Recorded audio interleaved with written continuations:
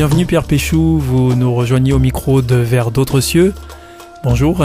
Bonjour Oscar, chers auditeurs, bonjour. Je vous remercie d'être présent à nouveau. Je rappelle que vous êtes pasteur, que vous êtes aussi conférencier, que vous intervenez régulièrement ici pour nous apporter une réflexion autour de textes sélectionnés dans la Bible.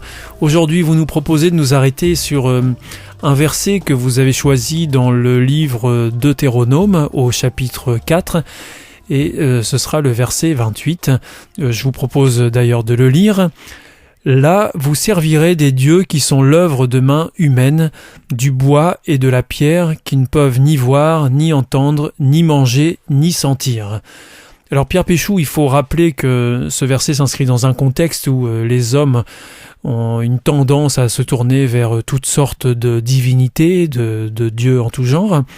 Et donc on constate que Dieu, le Dieu unique, souhaite mettre en garde les hommes sur sa vraie nature et en même temps la mettre en opposition avec celle des faux dieux.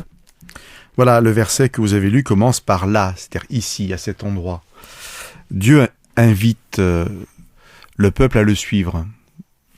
C'est une invitation, c'est-à-dire que la liberté est laissée à l'homme de suivre ou de ne pas suivre Dieu.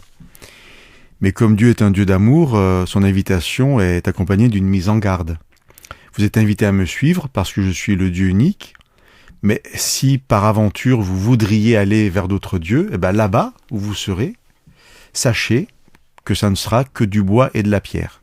Et concrètement, Dieu va dire du bois et de la pierre, donc des dieux qui n'existent pas en fait, concrètement qui ne peuvent ni voir ni entendre, ni manger, ni sentir. Et le choix de ce verset est motivé par ces 4 verbes. Les 2 premiers ne nous étonnent pas. Que nous soyons croyants ou pas, notre conception des dieux, du Dieu, quel qu'il soit, c'est une divinité, un être suprême qui peut nous voir et nous entendre. Et souvent qui voit tout et qui entend tout. Les 2 autres verbes sont beaucoup plus intéressants parce qu'ils viennent de la bouche de Dieu.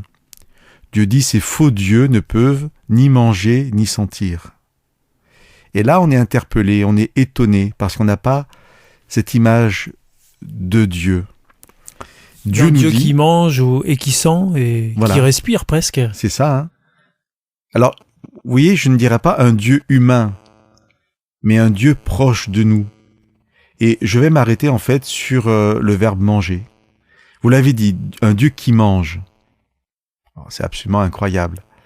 Mais qu'est-ce que Dieu veut nous dire par là ? Il veut nous dire qu'il existe vraiment, on l'a dit et répété depuis quelques minutes, le seul vrai Dieu, le Dieu unique.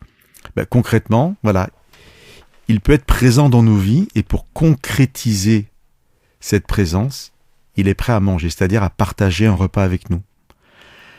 Dans l'Ancien Testament, d'où est tiré ce verset, Dieu a institué les sacrifices. Quand un animal était tué, une partie de l'animal était brûlée sur l'autel et une partie de l'animal était mangée par le prêtre. Dans ce cadre-là, la partie brûlée représentait la partie que Dieu mangeait et on était dans un repas partagé. À ce point-là ? À ce point-là, oui. Il fallait essayer de rendre concret cette idée d'un Dieu présent. Mais le plus intéressant, c'est ce qui va se passer avec Jésus-Christ. La Bible nous dit que Jésus est venu pour nous montrer qui était le vrai Dieu et pour nous réconcilier avec ce Dieu qui peut nous sembler lointain. Donc un Dieu qui se fait chair. Un Dieu qui se fait chair. Et vous avez plein de passages dans le Nouveau Testament où Jésus va partager des repas. Et je voudrais, pour finir, juste rappeler un passage. Jésus passe par la ville de Jéricho et il rencontre un homme qui s'appelle Zachée. Et il dit à Zachée, « Je vais venir dans ta maison aujourd'hui, partager le repas avec toi. » C'est sous-entendu, mais il n'y a pas d'hospitalité sans repas partagé. Et quand Zachée accepte que Jésus entre chez lui, Jésus dit à ceux qui sont là, « Aujourd'hui, le salut est venu dans cette maison. » Vous voyez, c'est pas Jésus qui rentre dans la maison manger le repas, c'est le salut. Alors ça peut nous étonner, ça peut être très loin de la conception que nous avons du salut, mais l'idée c'est vraiment que le salut offert par Dieu se concrétise par une intimité avec Dieu.